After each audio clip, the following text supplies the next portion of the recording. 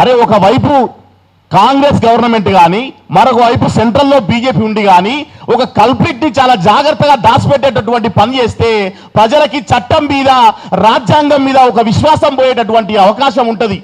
మరి అట్లా సామాన్యులకి ఏమాత్రం రక్షణ లేకుండా చేస్తున్నటువంటి ఈ దుర్మార్గాల మీద ఖచ్చితంగా మేము ఫైట్ చేయకుండా ఉండేది లేదు.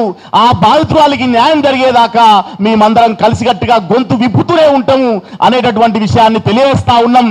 ఇవాళ ఇక్కడికి వచ్చినటువంటి ప్రజా సంఘాలు, విద్యార్థి సంఘాలు, మా ప్రొఫెసర్ వినాయక్ రెడ్డి సార్ లాంటి మేధావులు, మహిళా సంఘం నాయకురాళ్ళు వీళ్ళంతా కూడా ఆ యొక్క బాధితురాలికి అండగా నిలబడడానికి వచ్చిండు.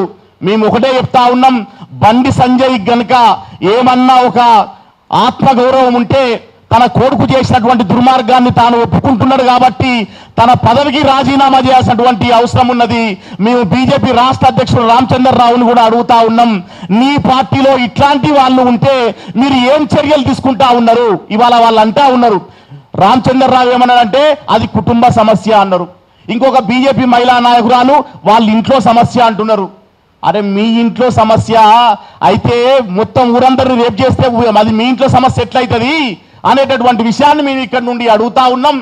మరి ఈ రాష్ట్రంలో, తెలంగాణ రాష్ట్రంలో ఒక పోరాట శక్తి ఉన్నది. ఇక్కడ మహిళలకు రక్షణ ఉండాల్సినటువంటి అవసరం ఉన్నది. ఒకరు చాకలి ఐలమ్మ లాంటి వీరవంతులు పుట్టినటువంటి గడ్డ ఇది. ఈ గడ్డ మీదకి వెళ్ళి మేము డిమాండ్ చేస్తా ఉన్నాం, తక్షణమే బండి సంజయ్ని బర్తరఫ్ చేయాలి, ఆయన కొడుకును జైలుకు పంపించాలి, అట్లాగే ఆ బాధితురాలైనటువంటి మైనర్ బాలికకి న్యాయం జరగాల్సినటువంటి అవసరం ఉంది అనేటటువంటి విషయాన్ని ఇక్కడ నుండి మేము డిమాండ్ చేస్తా ఉన్నాం.